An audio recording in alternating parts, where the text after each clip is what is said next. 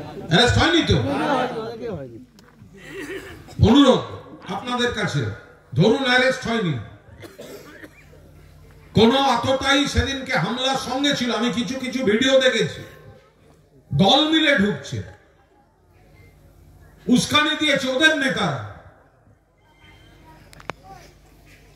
যদি দেখেন কেউ এখানে ঘুরছে, দেখতে পেয়ে গেলেন, এমন কিছু করবেন না, আইন হাতে তুলে নেবেন না যাতে সেটা নিয়ে আবার তৃণমূলের বিরুদ্ধে কেউ প্রচার করতে পারে। ধরে রাখুন, বেঁধে রাখুন, নেতৃত্বকে খবর দিন, পুলিশে খবর দিন, সর্বোচ্চ মহল থেকে ব্যবস্থা হবে। কিন্তু কোন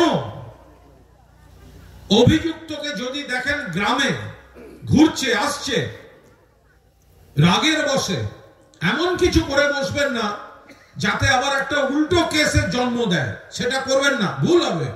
আপনিও একটা কেসে জড়াবেন, আবার আপনাদের ডিফেন্ড করতে আমাদের নামতে হবে।